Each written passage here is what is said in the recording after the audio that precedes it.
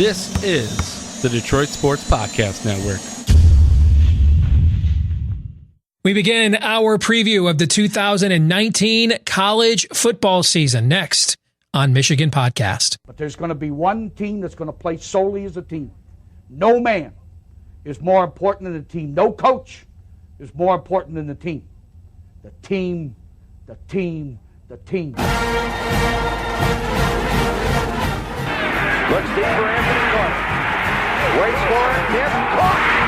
This is no time for that. In the pocket and a sack.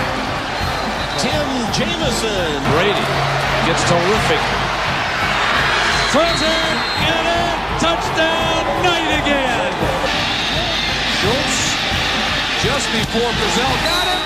And a leaping interception by Woodson. Harbaugh back to throw over the middle. Caught by Collier at the 5 on his feet. Touchdown, Michigan.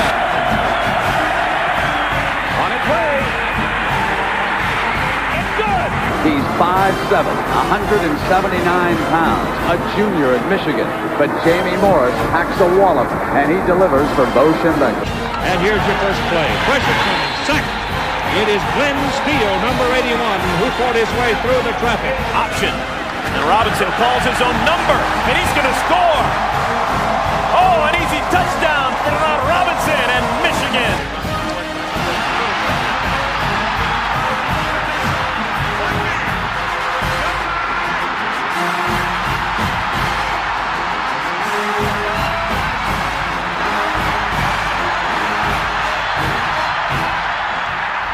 Win it. We're going to win the championship again because we're going to play as a team. And when we play as a team and the old season is over, you and I know it's going to be Michigan again. Michigan.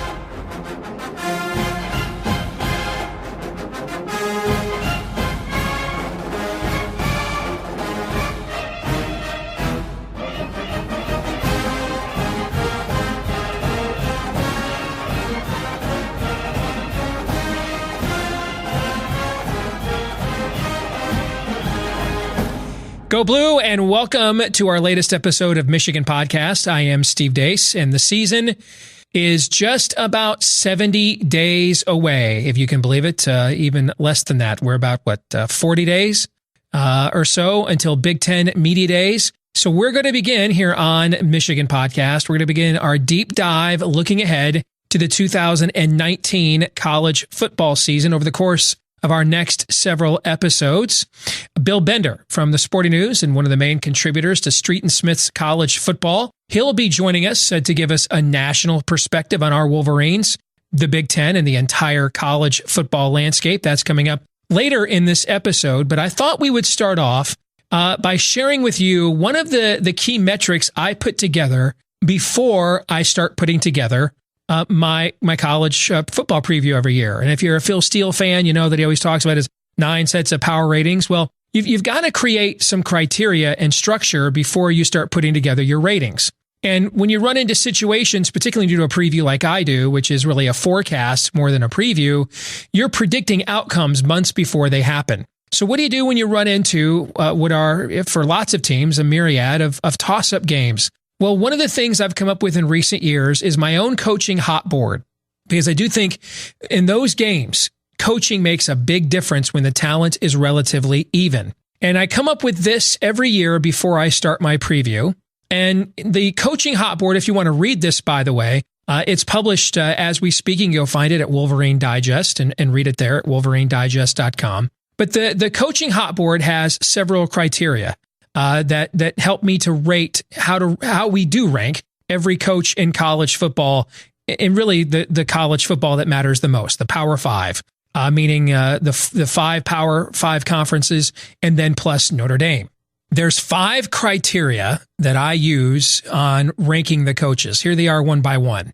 First, I look at each coach's Power 5 head coaching overall resume, and then I give it an assessment of a score between 1 and 10. And that's assessing what each head coach has done strictly as a Power 5 head coach. All right. So weighing that 1 to 10 means it's weighed pretty heavily. Then I assess their non-Power 5 head coaching overall resume. And this assesses what each head coach has done, either as a group of 5 head coach or a Power 5 top assistant coach or an NFL head or assistant coach. And that's weighted just not quite as heavily. And it's weighted on a scale of 1 to 5. And then we look at the current coaching trajectory. And this is scaled again pretty heavily, 1 to 10. And this is an assessment of whether the needle for the next 4 years, which is a full recruiting cycle, is pointed up or down at this stage for each coach's career. We then look at a big game bonus. You get points, bonus points 1 to 3 on that if the coach is known for producing in big games as a head coach at the Power 5 level. Can I go back for a second to the coaching trajectory? This is a key tiebreaker as well. So when we show you where the coaches are ranked, you're going to see a lot of coaches that have the same point totals on, because there's only 31 possible points. So there's a lot of ties. And the coaching trajectory is the first tiebreaker, meaning if the momentum in the next 4 years in your career is pointed upwards compared to whom you're tied with, then you get placed ahead of them.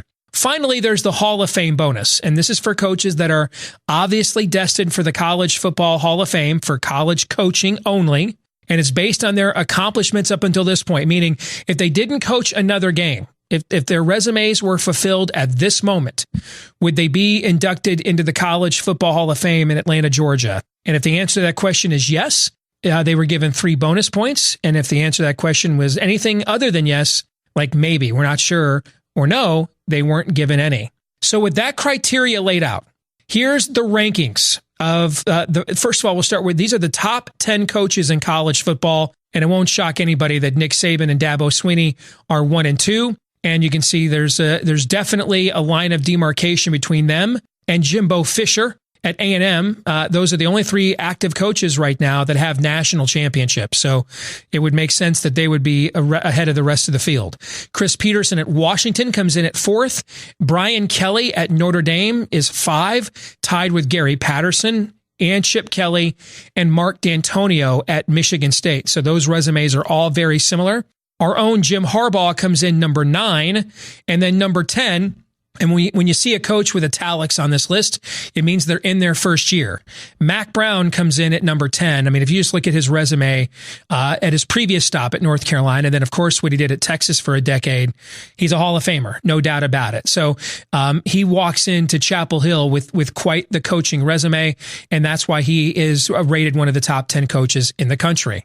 As we go down further on the list, you can see, one of the difficult things is measuring what do you do with the new hotshot coaches like Lincoln Riley and Kirby Smart. Both of those guys, Kirby Smart is going into year 4.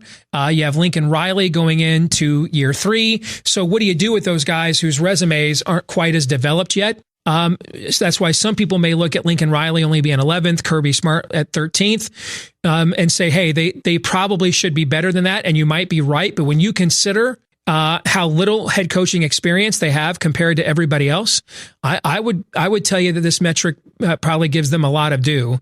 And if they have the kinds of seasons this fall that a lot of people expect, you'll definitely see them in the top 10. Mike Leach at Washington State is number 12. Dan Mullen at Florida. David Shaw at Stanford.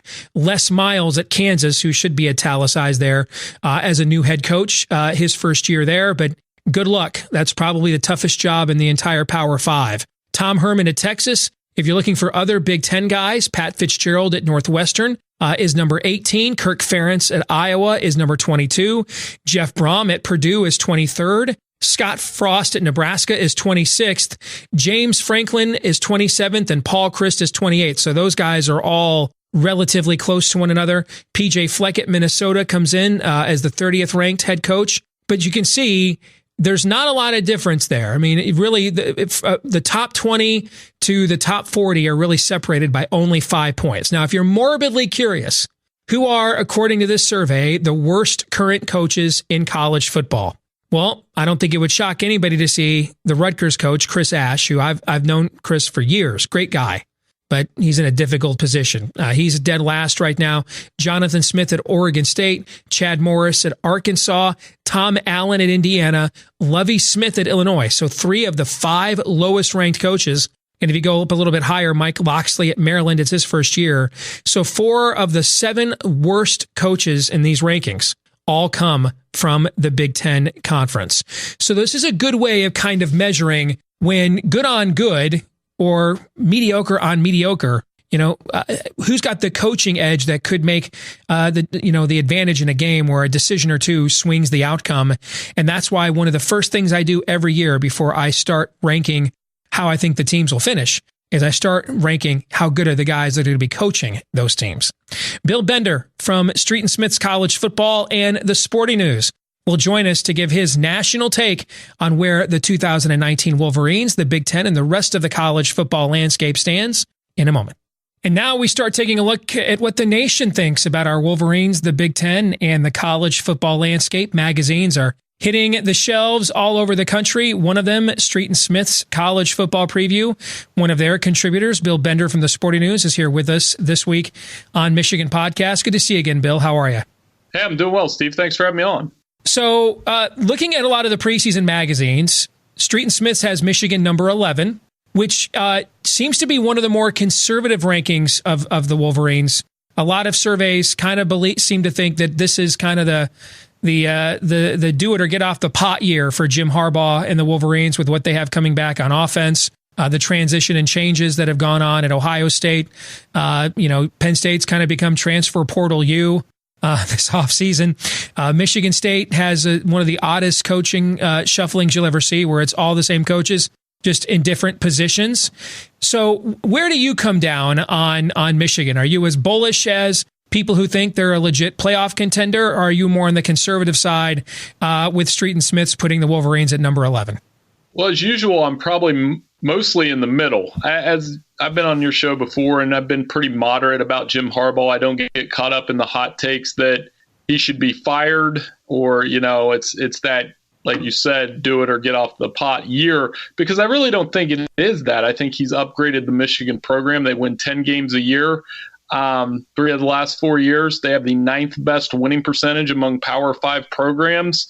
But they are in that kind of Mark Richt spot that Richt was in Georgia, in that we're to the point now where we only pay attention to Michigan and Jim Harbaugh when they lose, particularly when they lose that last game against Ohio State. And I think that's the danger, Steve. You've probably shed some more light on this, that the danger with them this year is that it becomes a 1-game referendum instead of a 12-game one. Is there any way to avoid that, though? When it's I went and looked at it historically at Ohio State, and because they're the one of the blue blood programs. Miami went through downturns. Alabama has, just in the pre-Saban era, they did. Michigan finally had it. It went a decade where it basically barely averaged 7 wins a year and had 3 losing seasons. Notre Dame just went 4-8 3 years ago. And before that, you had Charlie Weiss going 3-9. USC has had down periods. The one school in the last 60 years that has not had a down period is Ohio State. And if you go back since Woody Hayes' first national championship team, which I think was like in 1951, they have won 73% of their games, regardless of who the head coach is, since 1951. And so what that tells you about Ryan Day is that if he has the new Ohio State coach, if he has full motor function, if he can walk and chew gum at the same time, his floor is he's going to win 73% of his games. And now the greatness at Ohio State is measured by, Urban Meyer was winning 85% of his games. So that greatness is measured in how much more above that 73% at Ohio State do you get? And a lot of that's going to depend on your record against Michigan. Just ask John Cooper, right? Well, if you look at Jim Harbaugh, he's in the same boat, Bill. He's 38. If we would have told you, given where the Michigan program was, where we were giving away tickets for Coke Zeros on campus when we hired him, if we would have told you the day he was hired that he was going to go 38-10, people would have thought he's going to need more time to recruit than that. Hell, I remember Colin Cowherd and those guys on Fox before the Utah game saying it was going to be 4 years before they were a ranked team. Okay. He's 38-10 in college football against everybody not named Urban Meyer. That's 82%. That's college football Hall of Fame stuff. So I don't know, given they're in the same division, we don't have shared championships in this league anymore. You're almost never going to win a Big Ten title at either school without beating the other one. I don't know how this is debatable, because he's done everything else at Michigan except that top line. And there's one team standing in the way of that top line, right?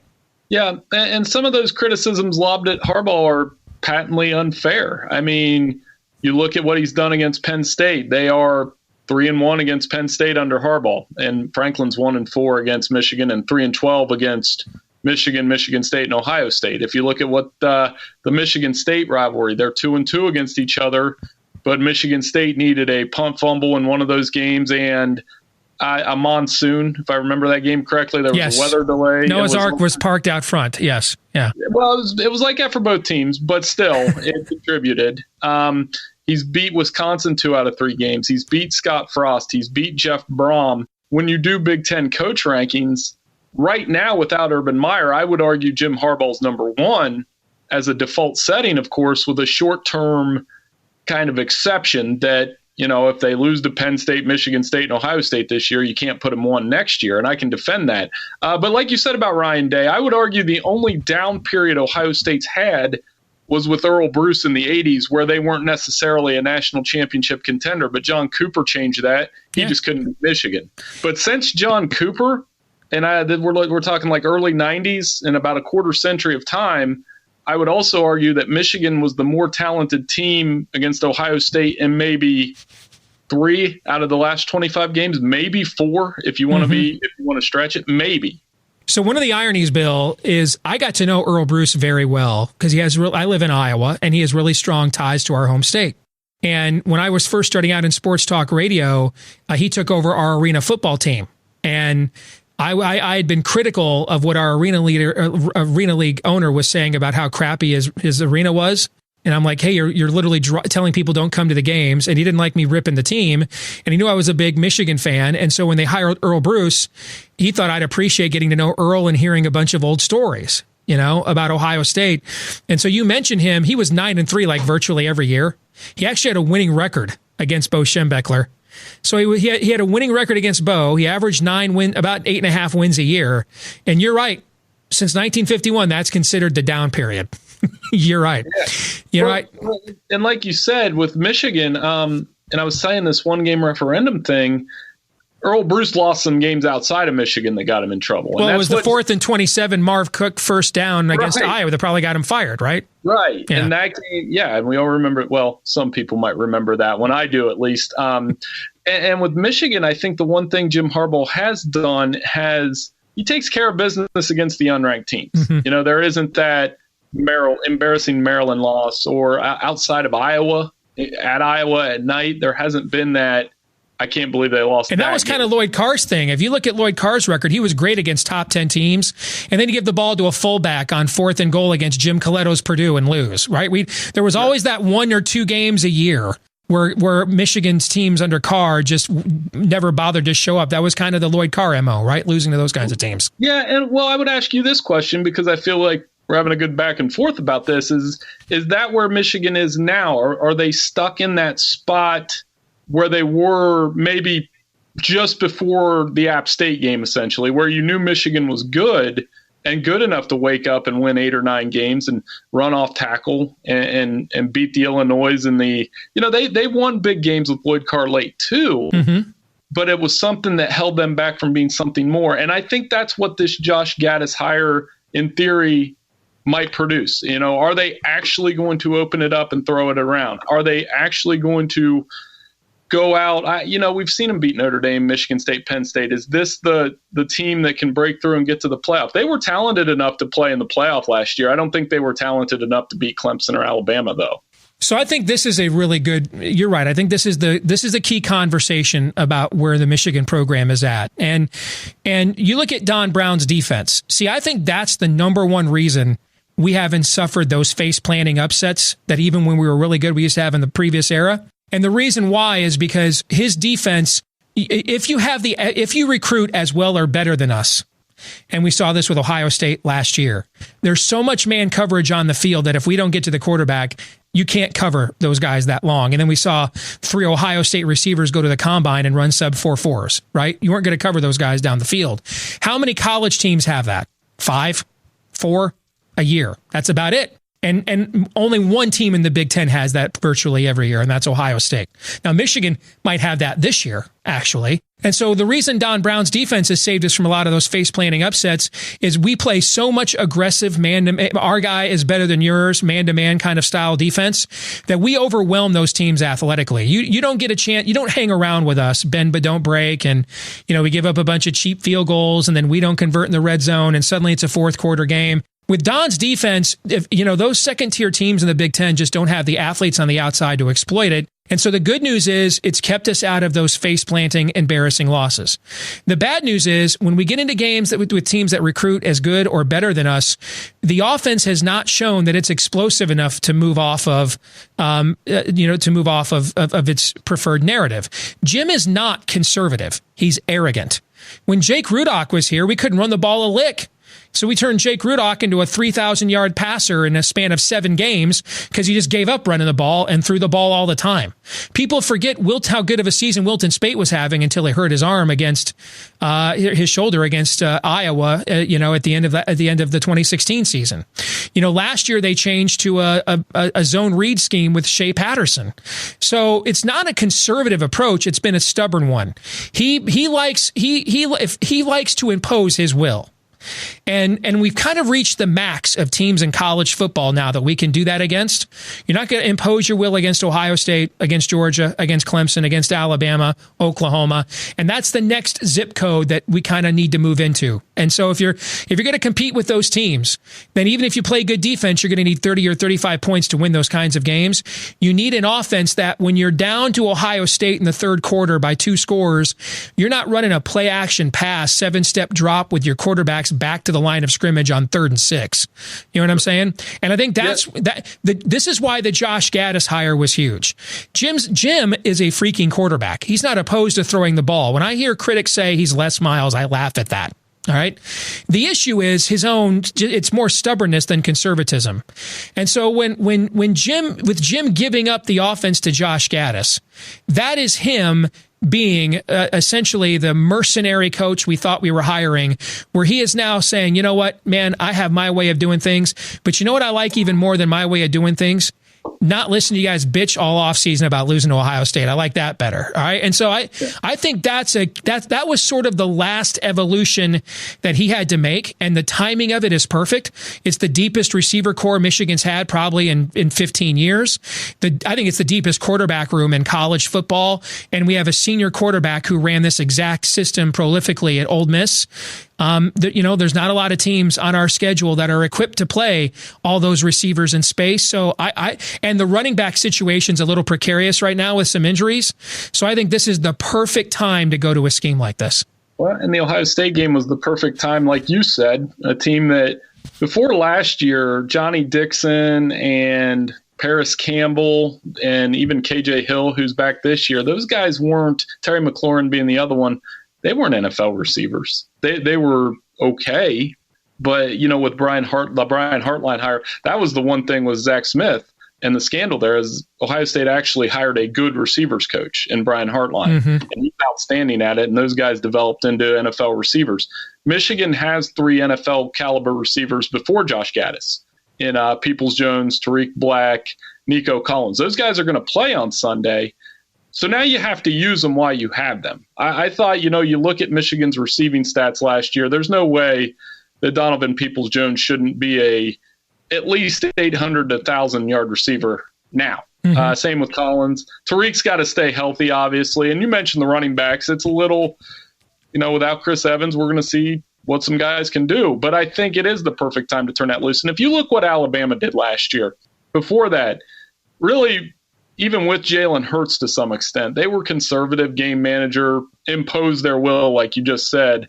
Last year, that changed with Tua and those receivers because you had Waddle and Judy and, Devontae Smith and Ruggs. I could go on. They had about 6 of them. And if Michigan's offense looks like that in the Big Ten, they're going to be in business with a guy like Shea Patterson that can spread it around. And I think the biggest coup, as again, like you just said, is the fact that with all this transfer portal coming and going, Michigan was able to hold on to Dylan McCaffrey. I think that was one of the underrated, essentially, keeps of the offseason. Agreed. And just to clarify one more point on the stubborn aspect, you go back to last year's Michigan-Penn State game is a great example of what I mean. So the final score said that game was 42-14. But if you watched the game, it wasn't that close. Michigan left 2 or 3 touchdowns on the field just because Harbaugh so enjoyed cramming the ball down their throats and humiliating them that when we got into short yardage situations, in plus territories or just outside of the field goal range, we'd bog down on 3rd down and 3 or 4th and 2 and couldn't get a first down because he just knew they weren't going to score on our defense. And so he just, and that's how the guy is wired. All right. And I think Michigan went into that Ohio State game thinking, we've done this to every other team on the schedule. We're going to do this to these guys as well. And they weren't able to do it to them. And it got away from them.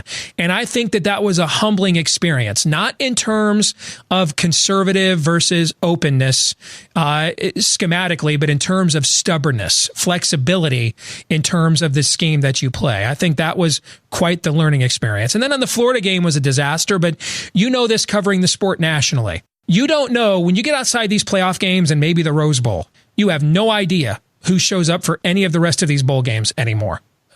How many players want to play and everything else. So you throw to me, I tend to throw bowl games out nowadays. I don't even look at them anymore in terms of how I assess a team the next season. Well, how are you supposed to assess Michigan's playing that game without 2 first-round picks on the defense and Karan Higdon? And it did get away from them there, but I think the Ohio State game, it's an interesting point because what Ohio State did in that game defensively was they went back to a base defense and more base concepts, didn't really get cute, didn't creep linebackers in the hole because they just got torched by Maryland the week before.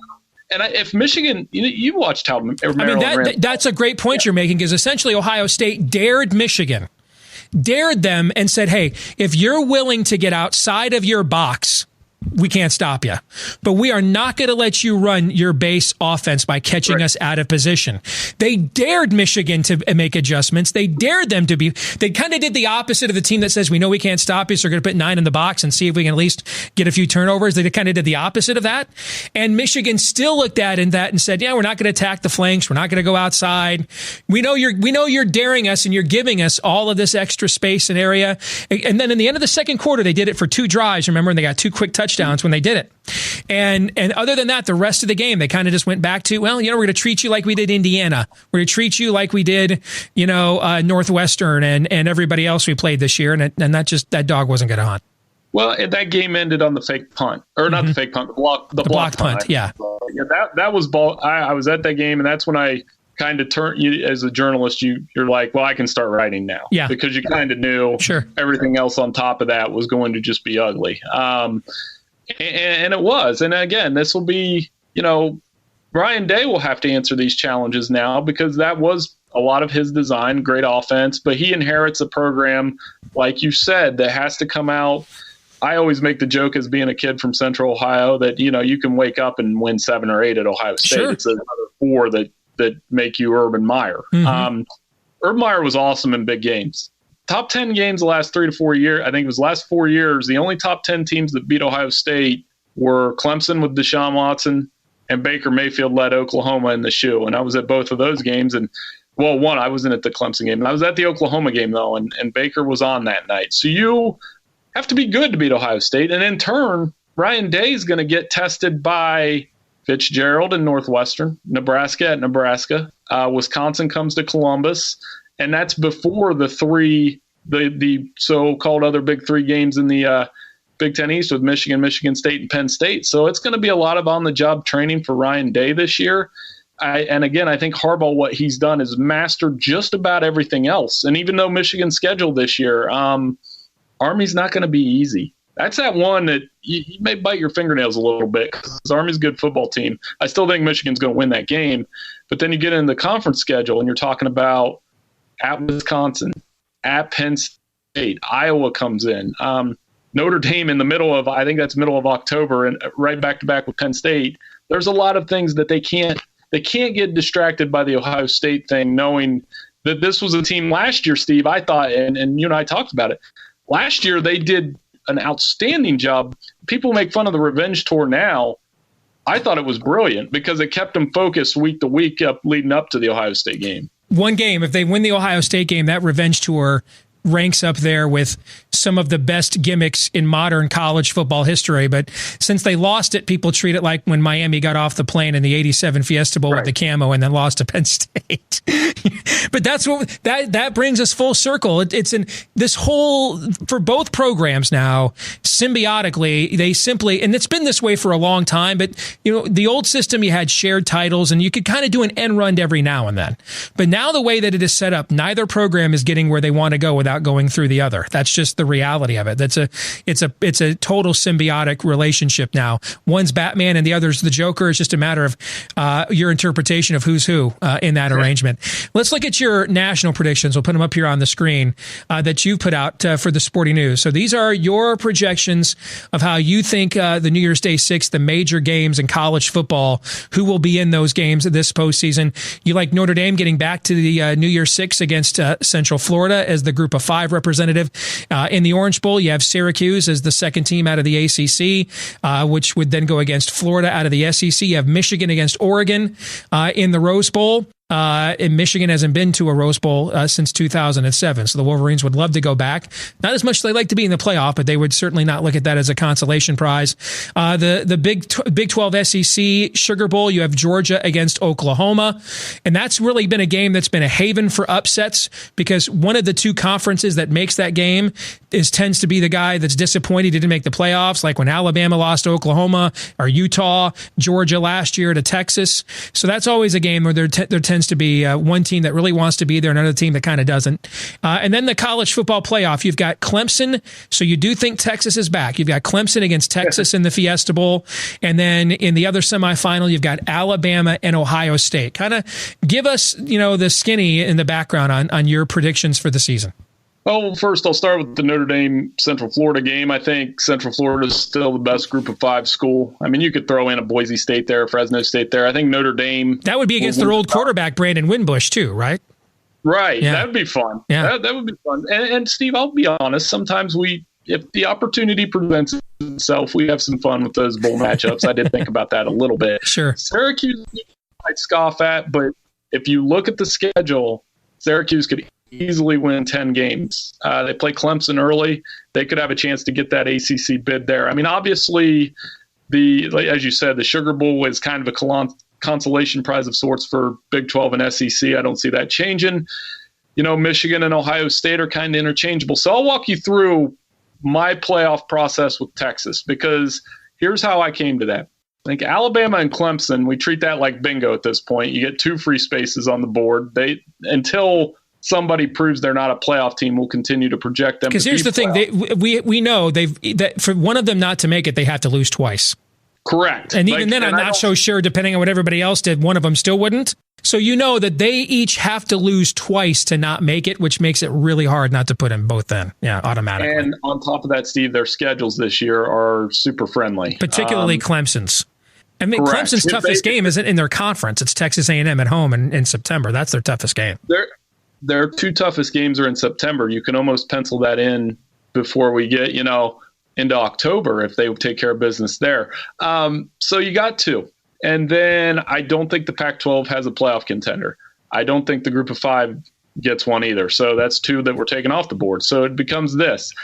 Do you take the Big 12 and the Big 10 champion, or do you take one of those and maybe throw in the SEC's second team, which could be Georgia because they're going to be pretty good as well. Mm-hmm. I think Notre Dame's schedule's tough enough with the Stanford, Michigan. They've got road games. And Georgia, of course. Georgia in September on the road, where I don't think they're a playoff team. So to me, the value judgment is this. Do you think Ohio State is better than Michigan? I'm going to make Michigan prove it and beat Ohio State before I say they're a playoff contender. I can't blame you for that whatsoever. Sure. That's most people's thinking right now, mm-hmm. Even if they're even. Go out and prove it. Texas, Oklahoma, it's not as crazy as people sound when I tell you Texas has beat them 3 times in the last 6 years. Texas beat them in the regular season last year. Texas has the experienced quarterback in Sam Ehlinger. Texas has a ton of momentum. And you'll say, they lost 8 guys on defense. Well, that defense was bad. So I'm thinking that the experience that they're bringing in through recruiting and the talent that Tom Herman has is going to be better than Oklahoma. And I honestly think that's a coin flip too. So to me, the 2 spots, if we're playing away from the free spots, it really becomes, is it Oklahoma or Texas? Is it Michigan or Ohio State? And does the SEC have 2 playoff teams? Those are really the only 3 questions you have to answer to kind of fit the playoff puzzle to me. Well, Bill, I'll leave you with this. I can't argue with any of your reasoning whatsoever. I'll leave you with this. It's the 150th season of college football, and we're kind of overdue for a zany. You think of zany seasons. The 2007 is the most recent example. In 1990, we had like 6 different teams get ranked number 1. The Big Ten had 4 teams tie for the Big Ten championship. Colorado won the national title with a 5th down at Missouri, and they had a loss and a tie, and they shared it that year with Georgia Tech of all teams. So we are overdue for a zany year. And with this being the 150th season of the sport, I kind of think this might be the time we get one. And part of that is we haven't had a Kansas State beating Oklahoma in a Big 12 championship game out of nowhere in several years. And I kind of think this might be the kind of year where, say, something like Oklahoma beats Texas in October and goes into the Big 12 championship game with 1 loss or none and is in the top 4, and then loses to like a 2 or a 3 loss Texas in the Big 12 championship game, right? Or say Alabama goes 12-0, and then finally Kirby Smart solves the puzzle in Atlanta and beats them. We're overdue. We haven't had one of those in several years. I think we're going to have 1 or 2 of those this year. Yeah, I remember a Saturday, my favorite college football Saturday of all time, and I don't have the exact date, which makes me mad because that means I was underprepared, but you'll remember the game, and I think you can help me. Michigan beat Penn State on the Manningham catch on the same day that was 2005. Yes. Okay. Yep. So we had, on the same Saturday, we had Michigan win on the Manningham catch. We had the Bush push. We had a crazy Alabama-Ole Miss game where Alabama won at the buzzer on like a 58-yard field goal. Mm-hmm. That was the John L. Smith, Ohio State, John L. Smith meltdown game at midfield in the soundbite at halftime. And there was a couple other games. I think that was the same day. Wisconsin, Minnesota, Wisconsin won on the block punt late in the game where Minnesota opted to punt. It was one of the best Saturdays ever. And we need a couple like that because I think you're exactly right. The sport has become a little predictable.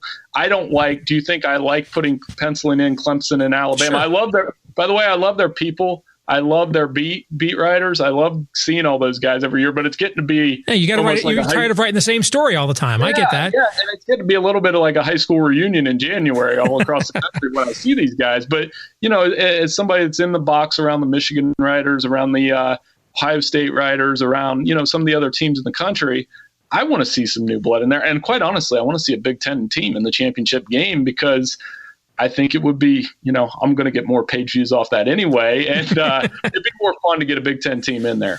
Well, just like whenever we have those weeks where there's only like one game involving top 25 teams, right? And they go, and on game day, they're like, well, it's a light schedule. You're getting 3 or 4 upsets, right? That happens every time, right? When the schedule seems like there's not a lot of compelling matchups, that's always when you catch somebody napping. This year, it just seems a fait accompli that Alabama and Clemson, there's no avoiding it, which is exactly why I think this is the year. And it'd be funny is if you ended up with Alabama and Clemson again, it's the Grateful Dead long strange trip. It was this jagged road nobody saw coming. Instead of them just kind of curb stomping their way through the season. But I have a sneaking suspicion that because it looks so ordinary and easy, we're going to get some zaniness this year. So. Well, I hope you're right. It is a sport that's much better when we have those weekends like that, and it's not auto-programmed. And I think a lot of the 8-team discussion is born out of Clemson and Alabama's dominance because I've been telling people you still got to beat them. And, you can get to the playoff. That's fine. You still got to win 2.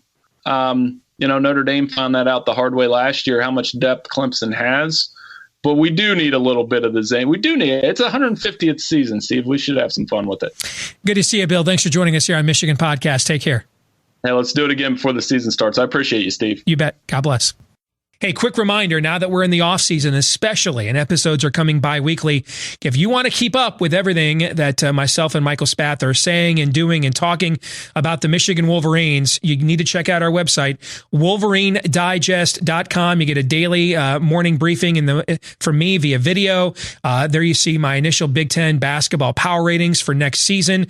All kinds of great coverage, and you're going to get even more. And that's a great way to stay up to date on everything maize and blue in between our bi-weekly off-season episodes of Michigan Podcast. Again, just go to www.wolverinedigest.com. This week's Twitter poll, we asked you, what's your favorite college football preview magazine? 51% of you said Phil Steele's. You know who loves Phil Steele's college football magazine? Optometrist. All right. Because, dude, you need like the bifocals I'm wearing right now to read that sucker. It's a great magazine, but it's un poquito. So Phil Steele was number one at 51%. Athlon's, though, I agree, Athlon's is really good. And it's really upped its game in recent years, though I'm disappointed they're no longer doing a Big Ten specific magazine. They're at 31%. Lindy's is at 9%. You know, Lindy's is scoping the nation, their news and notes portion of their magazine. I've been reading that since I was a teenager. That's some of the most fun reading and amongst all of the college football magazines. Street and Smith's, which is relatively new, taking over for the artist formerly known as the Sporting News, is tied with Lindy's at 9%. That brings us to this week's question of the week. Less Vegetables or Less Vegetables asks, Deace, when should we expect your written college football preview? Look forward to it every year. It's among the most intellectually honest preview there is. Well, I'm working on it right now. It typically comes out anytime from the 4th of July weekend to Major League Baseball All-Star Weekend, just whenever we put the finishing touches on it. But I'm in the basement right now. I'm deep in the throes at the Michigan Man Cave putting together this year's preview. And it's always a lot of fun. It's a labor of love, and we'll be unveiling it here when we finish the current series, previewing the season here on Michigan Podcast. The culmination of that series will be the unveiling of my own 2019 college football preview, which, as I said before, if you're new around here, it's more of a forecast of how I think the season will end up going rather than a preview. Thanks to all of you who tuned in for this week's episode. Make sure you follow us on Twitter at Michigan Podcast. You keep checking us out each day at WolverineDigest.com. We're updating the content up there on a daily basis to keep you up to date on everything going on with the Maize and Blue. Give us a like, subscribe, 5-star review, YouTube, the podcast platform of your choice where applicable. Thank you to all of you that have done that for us already. And a thank you as well to our friends at Detroit Sports Podcast for spreading the word about what we do each and every episode right here on Michigan Podcast. Until the next time, go Blue.